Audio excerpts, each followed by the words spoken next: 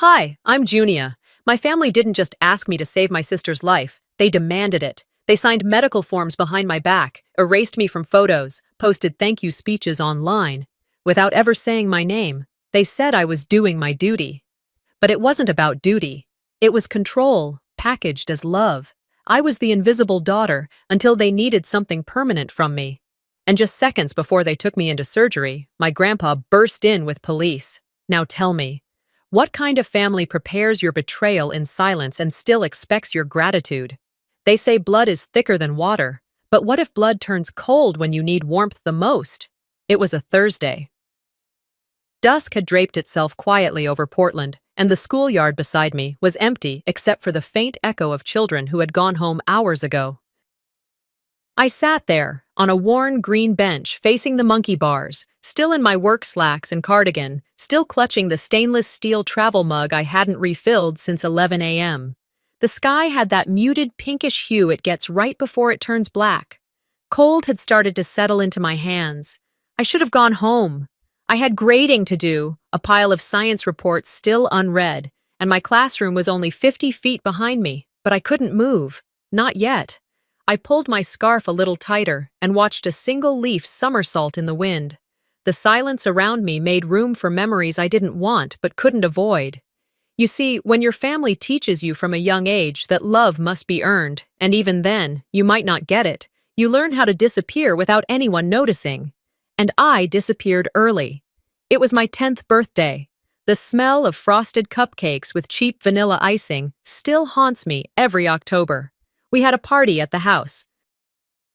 Balloons tied to the mailbox, folding chairs in the backyard, 2 folding tables layered with mismatched tablecloths, and a sheet cake with "Happy Birthday, Junia" written crookedly in red gel letters. Only, I didn't blow out the candles. Mom stood by the patio door, barking directions like a wedding planner running late. "Celine, stand behind the cake. Fix your bow. No, not that side. Turn a little. There." Celine, always the star.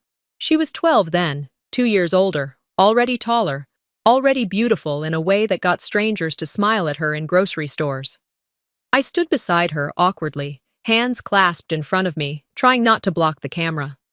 As everyone sang the birthday song, Celine leaned forward and blew out the candles. All of them. I hadn't even taken a breath.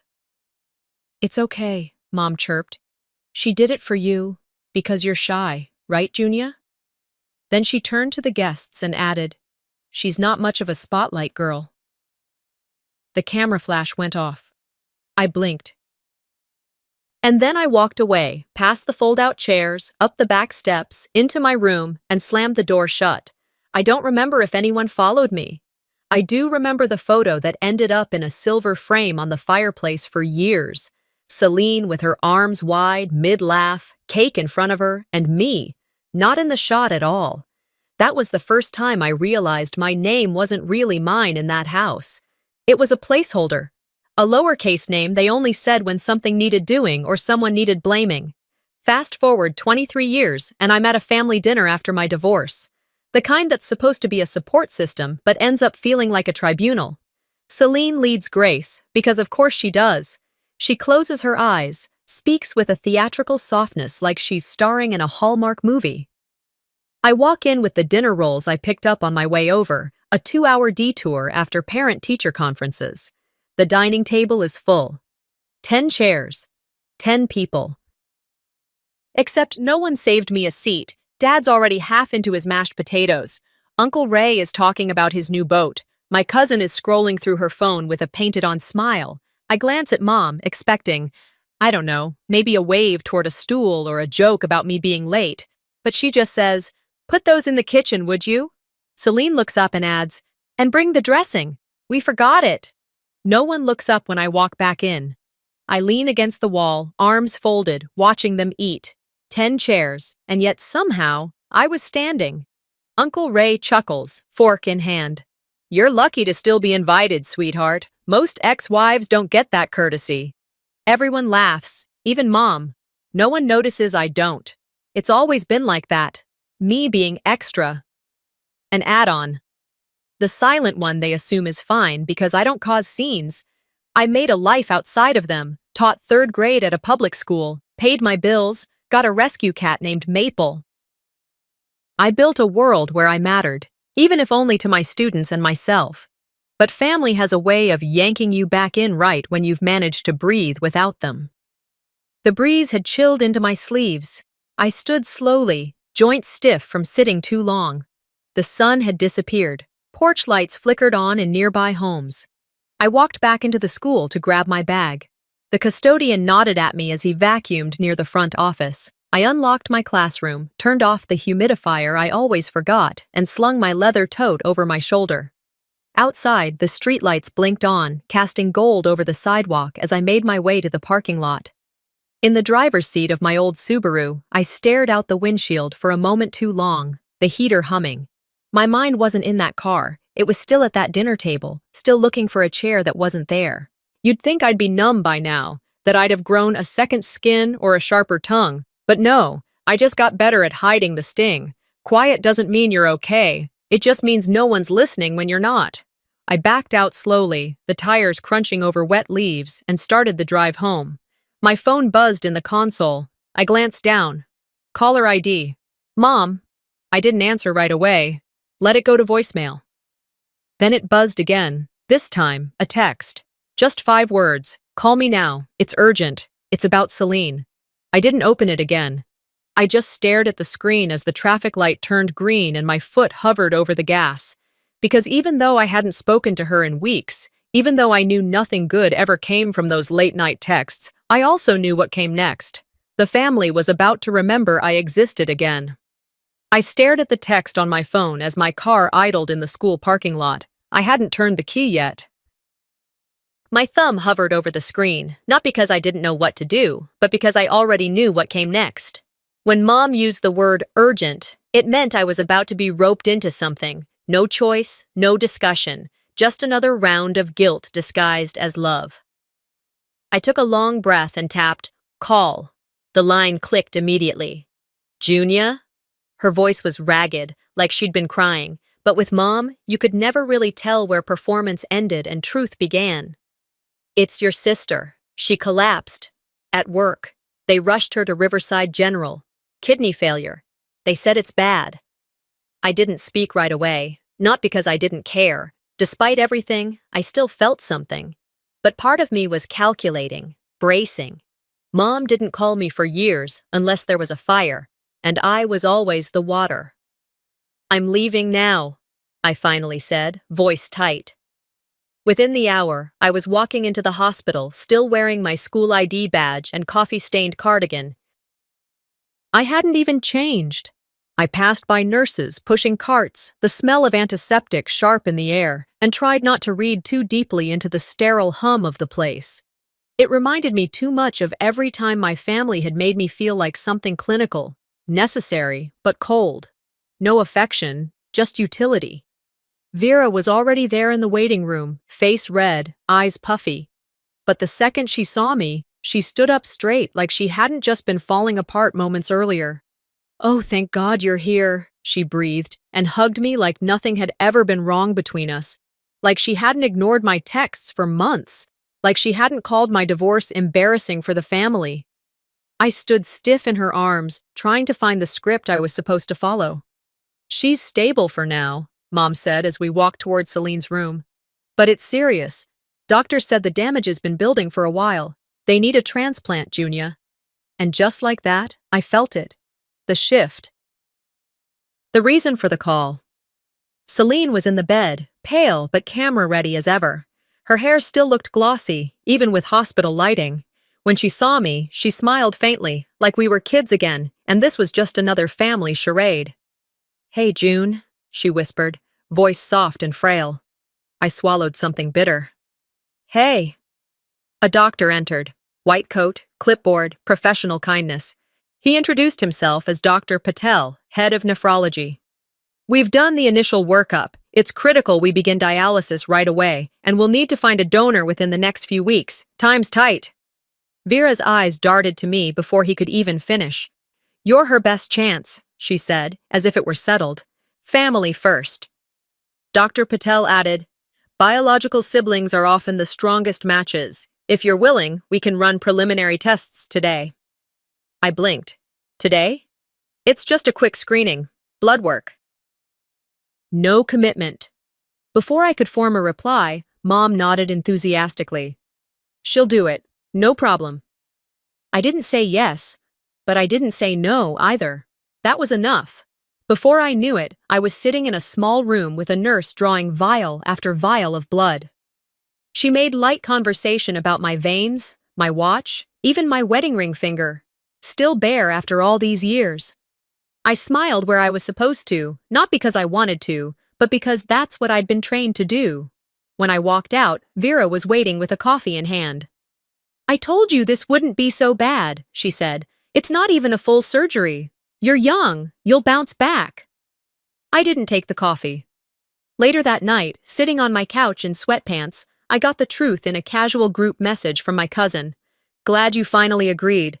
Aunt Vera said you already tested and matched. Guess the universe really wants you to save her. Matched. No one had told me anything yet. I scrolled up the messages. That's when I saw the part that made my stomach turn. Apparently, Vera had pre-signed some of the testing forms, full panels. She'd told the staff I was on board, that I'd verbally consented. All before I even walked into that room, I called her. She answered on the first ring. Don't make this a thing, Junia, she said, exasperated. It's just a blood test. Don't be dramatic. I was quiet for a beat. You signed forms for me. It's paperwork. You would have said yes anyway. What difference does it make? What difference? That's what always baffled me about them. How easily they dismissed what was mine. My time, my choices, my body. It wasn't just about kidneys. It never was. A few nights later, Mom hosted what she called a family dinner. I showed up because saying no would have sparked more fires than I had energy to put out. It was at Celine's place, of course. Her kitchen looked like a Pinterest board. Gleaming white counters, soft jazz in the background. Everything curated, perfect, just like her. We ate roast chicken and wine-poached pears while the conversation slowly morphed into a donor pitch meeting. It's just a kidney, one cousin said, sipping her third glass of wine. It's not like you're giving her your life. Besides, another chimed in, you've always said family is everything, right? Celine smiled across the table at me, not smug, but knowing. You always said you'd do anything for family. I looked down at my plate. They weren't asking, they were confirming. And I? I nodded. I smiled. Not because I meant it, but because I knew that if I pushed back, they'd make me the villain. The selfish one. The broken daughter. The bitter ex. The one who left and made her own bed. And in that moment, I realized something. I wasn't shocked that they assumed I'd say yes. I was shocked that I didn't scream. The silence in the car felt louder after that dinner. The fake smiles, the thinly veiled manipulation. It all replayed in my mind on a loop while I sat in my apartment, shoes still on, coat zipped halfway. It had been 4 days since the hospital visit, 3 since the blood work, and less than 2 since I realized they were already calling me the match in family texts I hadn't seen. That morning, after brushing my teeth and feeding Maple, my rescue cat, I reached for my phone like I always did. A habit, a quick check before work. But something was missing. The family group chat. Gone. I stared at the screen for a few seconds, blinked to make sure I wasn't overlooking it, and then scrolled through again. No thread. No family first group. Just gone. A few hours later, during my lunch break at school, I got a message from my cousin Lauren. You must have accidentally left the group LOL. I added you back. I clicked the re-added thread. It was full of photos. Celine smiling from her hospital bed, a picture of a fruit basket, an inside joke about Aunt Cheryl's lasagna. Not one person had asked where I was. I scrolled up, trying to find when I'd supposedly left. The messages dated back to 2 days earlier, right after the family dinner. Someone had clearly removed me, quietly, strategically, and I hadn't even noticed. It was like finding out your name had been erased from a group portrait you never wanted to be in to begin with. That evening, I skipped dinner and sat with a throw blanket across my lap, trying not to internalize what I already knew. I was only family when I was useful, when I had something they needed, when I said yes without question. It was a slow spiral of memory from there. Sunday mornings growing up. Celine in a matching dress with mom, pink satin, bows at the shoulders, new patent leather shoes that clicked when she walked. Me, I wore hand-me-downs, stuff from secondhand stores or borrowed from cousins. Mom always said, "You're practical, Junior, not flashy like your sister," and that's a good thing. Every Sunday at church, people would stop to compliment Celine. "What a beautiful girl. She's going to be a star." They'd glance at me and say, "And that one's quiet. A thinker, huh?" It wasn't that they meant harm. It was just that Celine was so visible, so curated, and I was background noise. Sometimes Mom would pull her close during the service, rub her back affectionately. I sat 2 seats down, swinging my feet and wondering if I was just born too invisible for anyone to remember I was there. That same feeling returned as I stood in line at the hospital again later that week. This time, for pre-op paperwork. It was a gray Thursday, damp like Portland always is in early spring. I had a free period after lunch, so I left school an hour early and made my way back to Riverside General. After checking in, I waited near the elevators when I saw Dr. Hollis walking toward me. His steps slowed when he recognized me. He looked around briefly before stepping in closer. "Ms. Davidson," he said in a low voice, "can I speak with you? Off the record?" I nodded. We stepped into an empty consultation room just off the main hallway. "I'm not supposed to say this," he began, "but you should know, Celine wasn't without options. This isn't the first match she had." My chest tightened. "What do you mean?"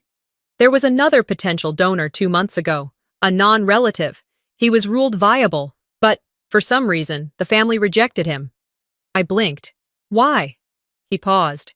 "It was framed as emotional preference. They said they didn't want to trust a stranger, but off the record, it was strategic."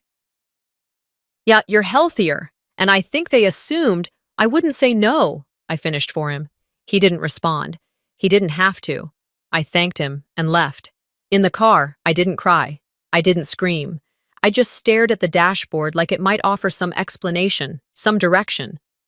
What kind of family buries better options just to control the one who says yes too easily? When I got home, I took off my coat and shoes, dropped my bag on the couch, and went straight to the closet. I pulled out an old journal I hadn't touched in years, dust clinging to its leather spine. The pages were yellowed, but the ink was still clear. One entry caught my eye. October 12th, junior year. Celine told everyone at lunch that I flinched when the teacher called on me. She said I had weird little squirrel energy and laughed. I pretended not to care. I always pretend not to care. I wish pretending actually made it go away.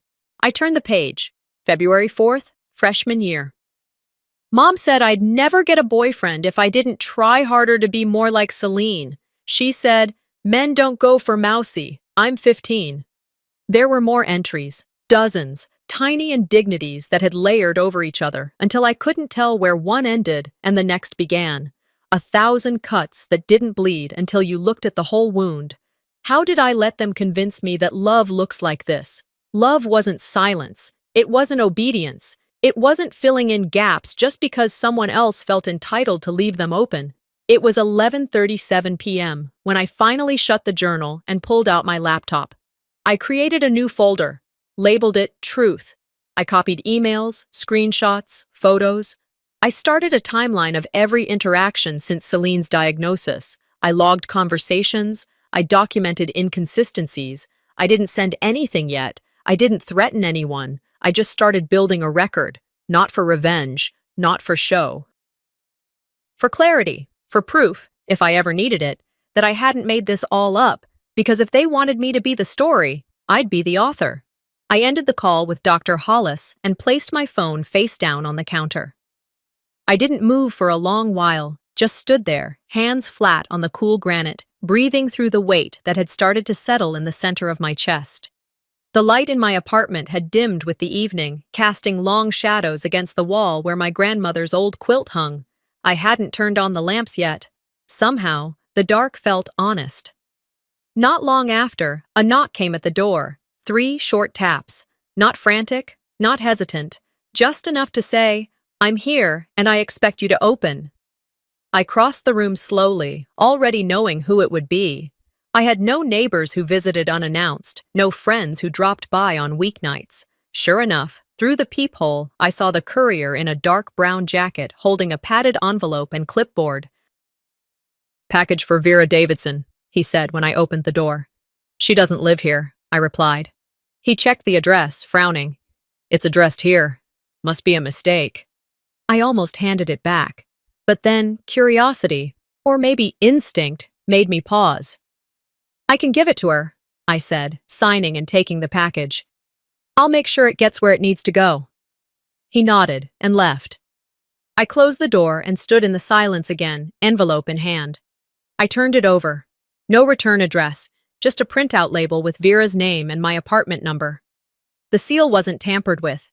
Nothing illegal about opening something if the sender put the wrong recipient. At least, that's what I told myself. I sliced it open with the edge of a kitchen knife. Inside, a legal folder. Not thick, but enough to feel serious. When I opened it, my knees actually went weak. It was property transfer documentation. The cottage. Grandma's cottage, the one I had visited every summer until I was 18. The one Grandpa promised would be mine someday if I ever needed a place to start fresh. It had always been the one physical thing tethered to the belief that I still mattered somewhere, to someone. And now? Celine and Vera's names were on the new deed. Mine had been crossed out, literally crossed out in the draft, then fully removed in the finalized version. I flipped to the signature page. My name, my forged signature. I read it twice, 3 times. I sat down, folder still open, and tried to remember the last time I had signed anything even remotely related to real estate. Never. They hadn't even bothered to fake it well. The handwriting was too clean, too confident. I never looped my J that way. They didn't just erase me. They planned it. They wanted me to be too distracted with Celine's condition to notice the backdoor deal. And if I hadn't intercepted that package, I wouldn't have. I didn't cry. Instead, I scanned every page, labeled it by date and subject, and locked it in a document safe I kept under my bed. The one I used for my passport and teaching license. Later that night, after I'd managed a bite or two of leftover pasta, I sat on the couch, half watching an old procedural rerun on TV, when I heard the sound of a phone buzzing faintly. Not mine, it was Piper's. She had left it on the charger when I picked her up from school that afternoon. She was in the back room with Maple, coloring on the floor like she did every Wednesday when Vera had her church group. Piper didn't talk much, but when she did, it was often loaded with more sense than most adults I knew. I walked over to grab her phone to plug it in properly, and then I saw it. The screen was lit with a message thread. It was open, no passcode. Kids these days were fast and careless that way. The thread, Vera and Celine, curiosity again. Or maybe just a need to stop doubting myself. I read the first few lines. Vera. She won't say no. She's too desperate to matter. Celine. She thinks this means we love her. That's her soft spot. Let her feel important. It'll make her more obedient. I sat down, hard. There were more, snide jokes, laughing emojis, passive-aggressive digs about my job, my wardrobe, the fact that I never made it out of mediocrity. Vera. She doesn't even own a home. This kidney thing is the most valuable thing she's ever offered. Celine. Honestly, I hope she doesn't get second thoughts. She's always been so dramatic under pressure. I didn't feel rage. I felt cold. Like the kind of cold that doesn't go away even when you're bundled in layers. I didn't delete anything. I took screenshots. Every page, every message. I uploaded them to the folder I'd started earlier that week. I labeled it Proof. The next night, Grandpa showed up without warning. He stood on my doorstep with his old brown coat and the scarf Grandma knitted for him years ago still looped around his neck. His eyes, usually stern but kind, looked heavier than I'd seen them in a long time. I was nearby, he said, though we both knew he lived across town. I didn't question him. I let him in, made tea, and waited until we were both sitting in silence before I slid the folder across the table. He opened it. He read every line, slowly, twice over. When he looked up at me, he didn't say, "I'm sorry." He didn't say, "Are you sure?" He just nodded, his jaw clenched tight, and whispered, "I always told your grandma you were the only one who didn't lie to feel loved." That broke me more than anything else had, because it meant he saw it. He had always seen it. I didn't need an army. I just needed one person who wouldn't let me drown. Later, after he left, I sat down at my desk and opened my journal. I didn't need to write a novel, just one sentence. They said it was duty, but duty isn't forged signatures and secret texts. Then I opened my phone. First I called a lawyer, then I called Dr. Hollis. Dr. Hollis answered on the first ring, like he'd been expecting my call. His voice was calm, professional, but I could sense a shift. Maybe the tone people use when they know the person on the other end isn't as naive as they used to be. "Junia," he said. I didn't waste time with pleasantries. "If I withdraw consent, what happens?" He paused for half a second. "Are you feeling pressured?" "I'm feeling informed," I said. "But answer the question." "If you officially withdraw, we can't proceed. Not ethically. Not legally." "And if I don't?" My voice stayed even, but there was something sharp in it now, something I hadn't let out in a long time. "Then the surgery is scheduled. As long as all forms remain signed and no objections are raised by the donor, we move forward." I thanked him, ended the call, and sat still in my classroom, surrounded by third-grade science projects taped to the walls. Volcanoes that didn't erupt. Planets with glitter rings. All of them vibrant and chaotic, so unlike the life I'd allowed myself to live. The school was quiet. It was after 5. The last of the other teachers had left an hour ago, and I could hear the echo of my own footsteps as I crossed to the desk. I pulled out my folder, the one labeled Evidence. Inside, every printed screenshot, copied deed, time-stamped message.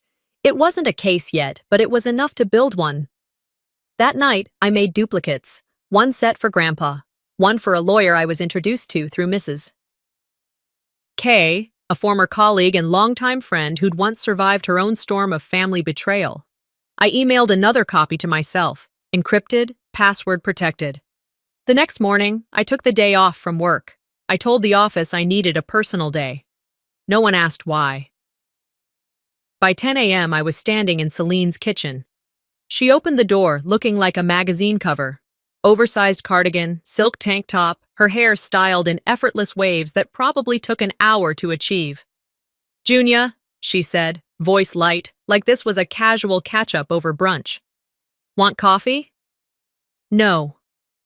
I walked past her into the pristine kitchen with the marble counters and open shelving that screamed, "Look how well I'm doing." She followed me in, barefoot. "You look tense." I set the folder on her counter. "What's this?" "Your reminder," I said, keeping my tone flat, "of everything you said behind my back. Everything you signed without my consent. Every lie you thought I'd be too spineless to confront."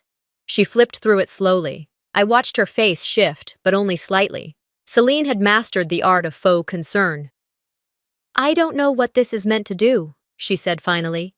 "You're being dramatic." "Am I?" I asked. "You called me disposable. You planned to rip me apart and act like it was a family reunion." "You're exaggerating," she snapped, the veneer cracking. I stepped closer. "I'm not here to beg. I'm here to warn you. One more lie, one more document, one more ounce of pressure, and this entire thing goes public. You understand me?" Her lips curled into a smirk. "You wouldn't dare. You don't have the guts." I held her gaze. "You've always mistaken my silence for fear. That's on you."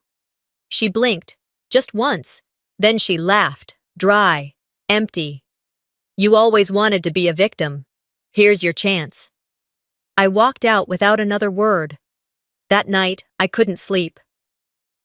I sat on my bed, staring at the ceiling, going over everything in my mind, the layers, the years, the accumulation of being overlooked, minimized, and now weaponized.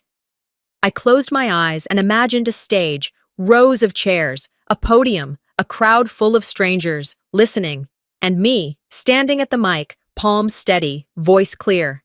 I don't know if it was a dream or a vision, but in it, I was speaking to every person who'd ever been backed into a corner by people who claimed to love them. My family called it duty, I said to the invisible crowd. But what they really meant was obedience. They said I was part of something sacred. What they meant was I owed them my silence, my organs, my dignity. They dressed up manipulation in birthday cards and casserole dishes. I paused, hearing my own words echo in the room that wasn't real, but felt real. Don't call it duty when you really mean disposal. When I opened my eyes, the room was still and dim. Then came the knock. 3 hard raps. I looked at the clock. Just after midnight, I grabbed my robe, walked barefoot across the floor, and opened the door to find her. Vera, hair in rollers, coat still on, like she hadn't even planned to sit down since yesterday. "I need to talk to you," she said. "No," I replied. "You need to listen." She brushed past me anyway and stood in the middle of my living room like it still belonged to her. "I know you've been talking to people. Lawyers. That doctor. You're making things messy." I leaned against the wall, arms folded. "I'm making things honest." Her face twisted. "You're not family if you'd have thought she'd been wronged." I stood there in the hallway long after the click of the door latch faded. My hands trembled, not with fear, but with the slow realization that something irreversible had just happened. There was no going back to pretending anymore. That kind of fracture doesn't just mend itself with Sunday dinners and forced hugs. The next morning, I woke to a ping on my phone, a notification from Facebook. I don't check social media first thing, usually. I try to start the day without noise, but something pulled me to it this time. It was a post from Vera, a tribute to strength, sisterhood, and the beauty of sacrifice, the caption read, paired with a carousel of carefully chosen photos. Celine in her hospital bed, clutching a handmade quilt. Celine with her husband, holding her hand while smiling weakly for the camera. A group family shot taken last summer, cropped just enough so my shoulder was barely visible. The photo that broke me, though, was one taken at Celine's bridal shower 10 years ago. In the original, I'd been seated next to her, handing her a box of embroidered towels. In Vera's version, my figure had been awkwardly edited out. You could still see the corner of the gift box in her lap, but no trace of the person who had handed it to her. The caption below it? "A family that sacrifices together, stays together." No mention of me. No tag. No comment. I stared at the screen as the room filled with light. The world outside my window moved on. Cars passed, birds chirped, neighbors walked their dogs, and I sat frozen, as though someone had cracked open my ribs and whispered, "You were never supposed to be remembered." Around noon, I logged into the hospital's website. I don't even know why I checked. Habit, some small instinct. Right there on the homepage, a patient spotlight segment. Celine Davidson's journey, a story of strength and community. Underneath, a short write-up, clearly submitted by Vera. It praised Celine's courage, mentioned how the family had gathered in unity to face the crisis, credited God's plan, her inner resilience, and the unwavering love of a mother. My name was nowhere, not even in the fine print. Later that afternoon, back at school, I walked the hallways like a ghost. My classroom buzzed with end-of-day chatter. My students' voices echoed like they were underwater. I dropped off attendance in the office and overheard 2 parents chatting just outside the door. "Have you read about the woman giving her kidney to her sister?" one asked. "So beautiful. I hope my daughters grow up that close." I stood completely still, not from shame, but from something deeper. Something like erasure. Something like being erased while standing fully present in a room full of people. That evening, I barely made it through the staff meeting. I smiled through it, took notes, nodded when spoken to. Then, as the last person trickled out of the teacher's lounge, I closed the door and sat at the end of the table. My hands balled into fists on the laminate surface. I didn't sob. I didn't collapse. I just whispered to no one and everyone. They cut me out like I'm not real. Like I'm a ghost they rent when they need parts. And then, For the first time, I let myself truly feel it. The fury, the betrayal, the deep, pulsing knowing that this wasn't just about a kidney. This was about identity, about legacy, about being used like a tool and discarded once my function was fulfilled. I went home that night and uploaded everything: the screenshots, the forged deed, the messages from Celine and Vera, even the edited photos, to a secure cloud account. Then I CC'd two people, my lawyer and Grandpa. I sent a final copy to Dr. Hollis's secure work email. No message, just a subject line: documentation for ethics inquiry. Then I sat in the dark, lit only by my laptop screen, and opened a new tab to research how to file a preoperative injunction. Turns out, it's easier than you'd think when there's written proof of coercion. By midnight, I had submitted my full claim to the hospital ethics board, anonymously, but with backup evidence attached to my name, just in case. The submission confirmation blinked on my screen. I didn't feel victorious. I didn't feel righteous. I felt tired. I clicked my journal app open and typed one line: "They made me disappear in public. Now I will reappear in their downfall." Then I closed every tab, turned off every notification, and logged off everything, not to hide, but to prepare. I placed my phone down on the kitchen counter, fingers still buzzing from the weight of what I'd typed. I didn't post it publicly. I didn't have to, not yet. But I knew it was coming. The next day, I sat cross-legged on my couch, still in pajama pants and a stretched-out college sweatshirt, coffee in hand. It was Saturday, one day before the scheduled surgery. The clock on the stove said 9:07 a.m. when the notification buzzed across my screen. Celine was live. I clicked before I could stop myself. The image that filled my phone made my stomach turn, not because it was surprising, but because it was so predictable. There she was, hair perfectly waved, makeup subtle enough to appear effortless, but done well enough for a soft lens. Her hospital gown peeked out from beneath a designer robe. Yes, a robe, silk, with peonies. Vera sat just to the right, out of frame, but close enough to hear her sniffles. "My sister has given me the gift of life," Celine said, her voice trembling just the right amount. "We've always been close, even when life tested us."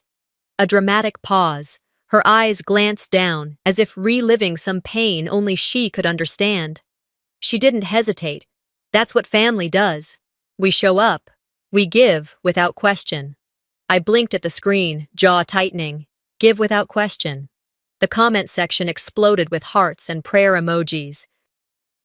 "She's an angel. True sisterhood. What a beautiful bond." I wanted to scream, but all I did was watch.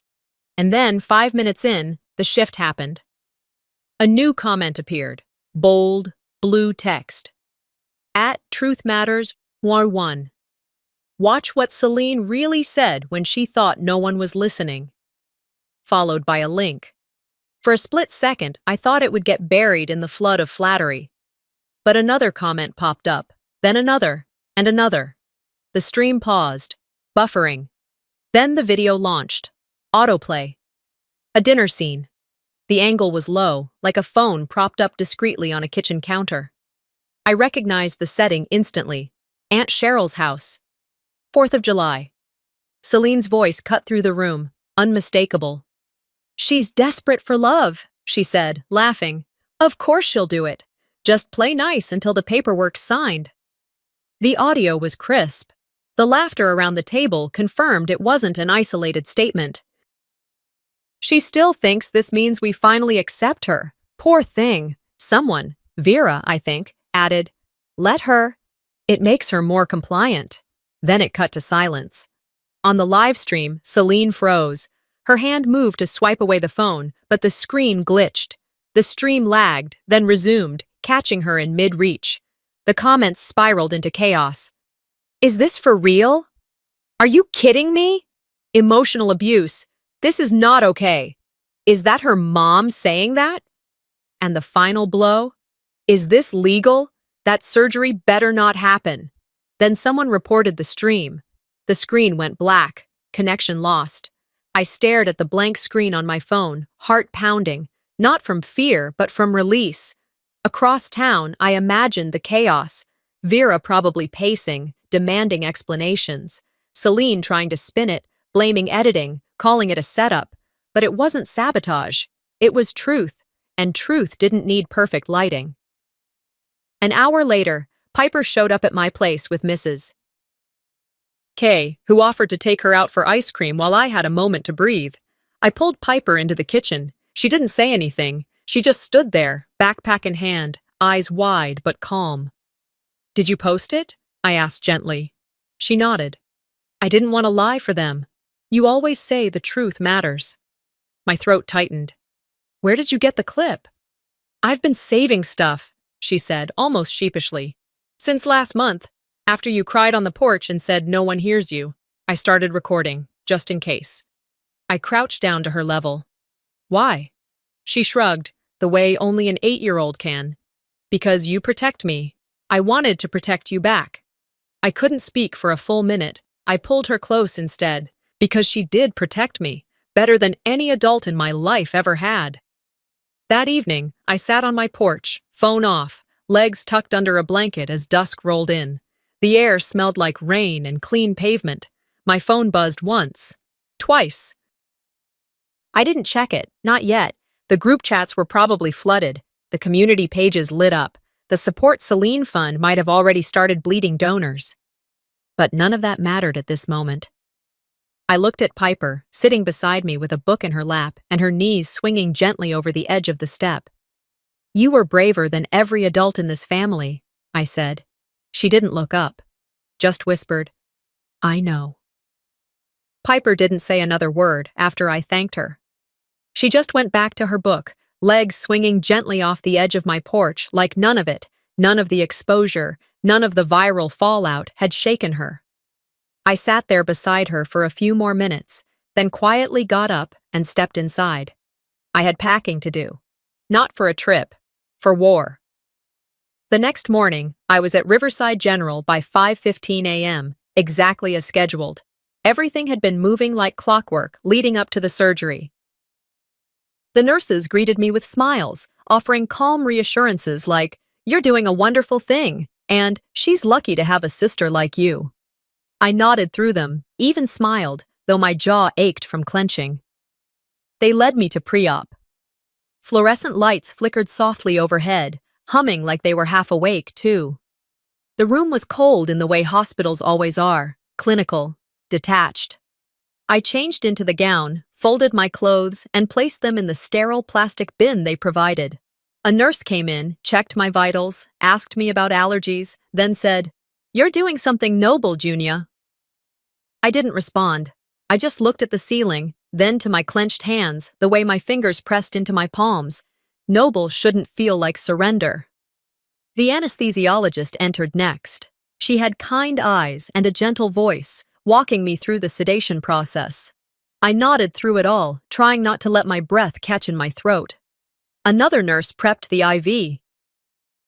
And then, just as the anesthesiologist reached for my arm, everything cracked open. The double doors slammed with force. A voice echoed through the room. "Stop! This surgery is under legal injunction." Gasps followed. I turned my head.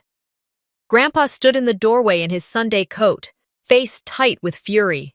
Flanking him were 2 uniformed police officers and a tall woman in a navy suit, someone from the hospital's legal team. The anesthesiologist froze, syringe mid-air.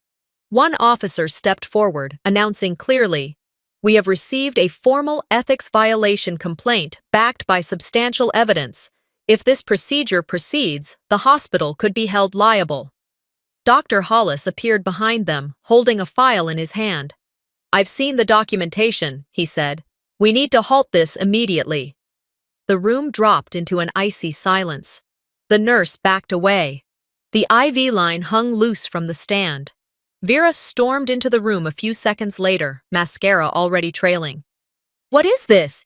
You can't just barge in like this," Grandpa didn't yell. He walked to the foot of my bed, opened a folder, and began to lay out the evidence. "The deed to the family cottage," he said. "Forged, signed without consent."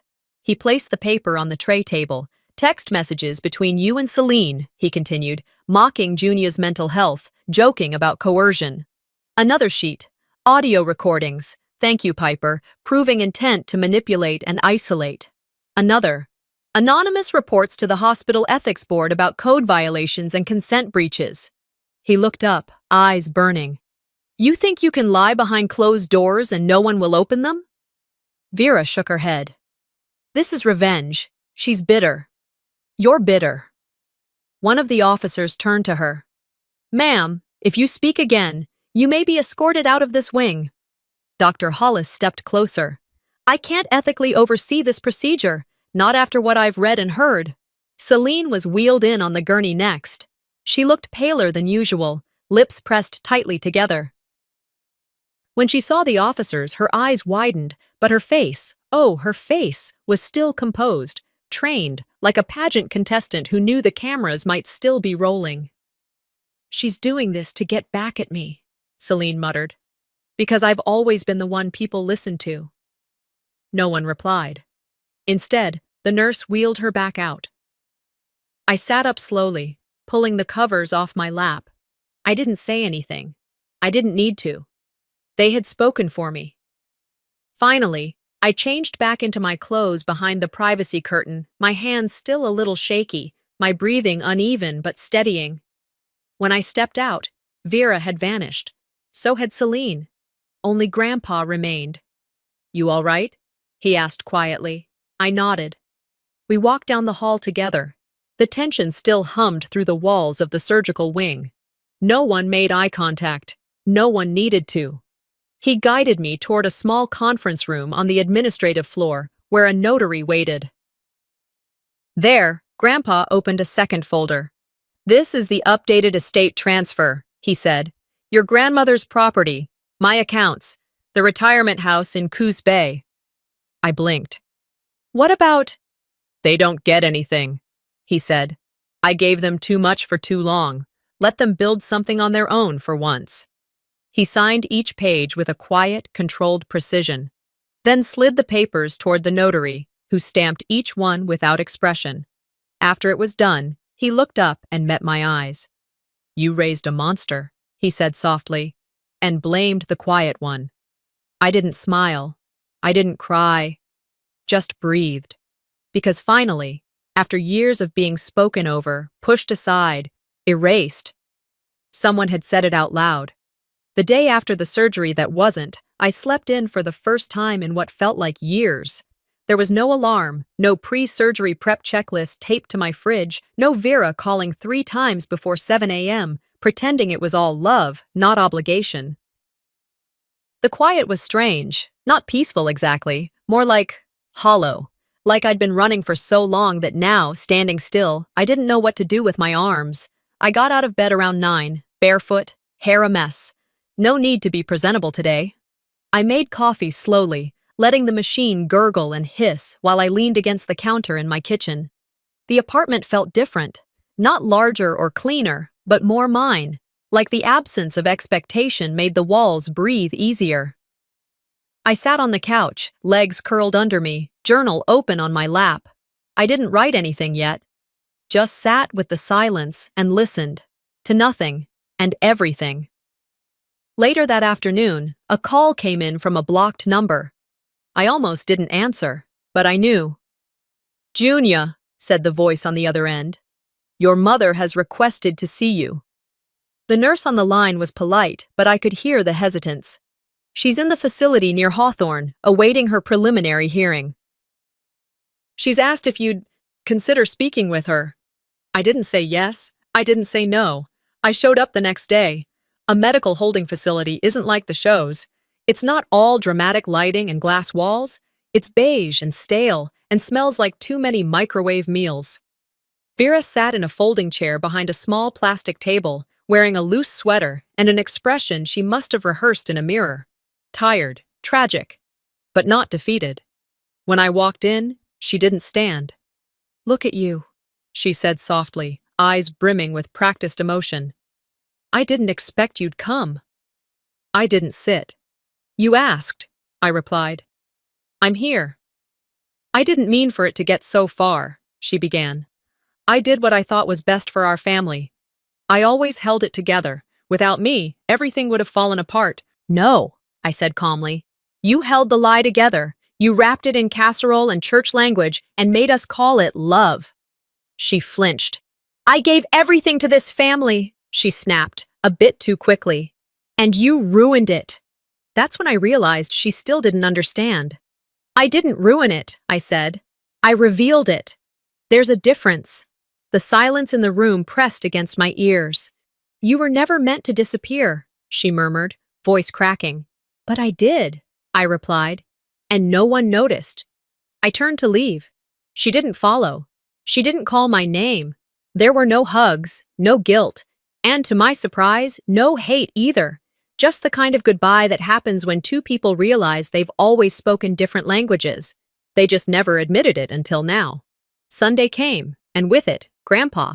It had become a ritual. He knocked on my door with a paper bag of bagels or fresh fruit or sometimes just a newspaper under his arm and that quiet look in his eyes, the one that said he didn't need me to entertain or explain. We cooked together that morning. French toast, bacon. He flipped the toast while I sliced strawberries. The radio played softly in the background, something jazzy and low. You know, he said as he plated the food, I let your grandmother take the reins when it came to the girls. I thought it was easier, smarter, let her have her way. He didn't look at me when he said it, just kept arranging bacon on a napkin-lined plate. I didn't fight hard enough for you, he said finally. Not when it mattered. I let them run you over, and I knew it. I told myself you'd be fine, that you were strong. That was the lie I used to sleep at night. I reached for a mug and poured him coffee. You're here now, I said simply. And he was.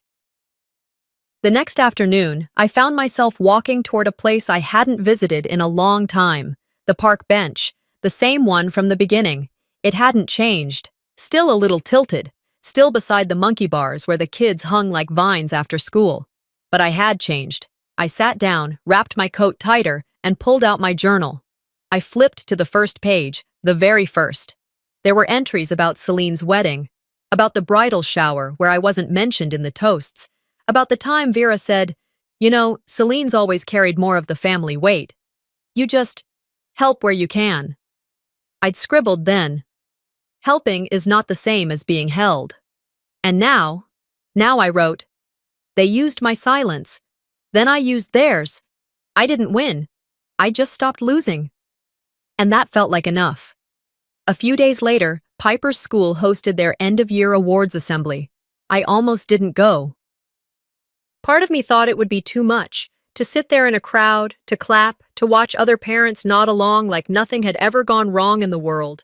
But I went, and I'm glad I did. When they called her name, Piper Davidson, recipient of the Courage Integrity Award, the entire auditorium clapped. She walked across the stage in a navy dress and scuffed sneakers, hair in slightly uneven braids I'd helped her with that morning.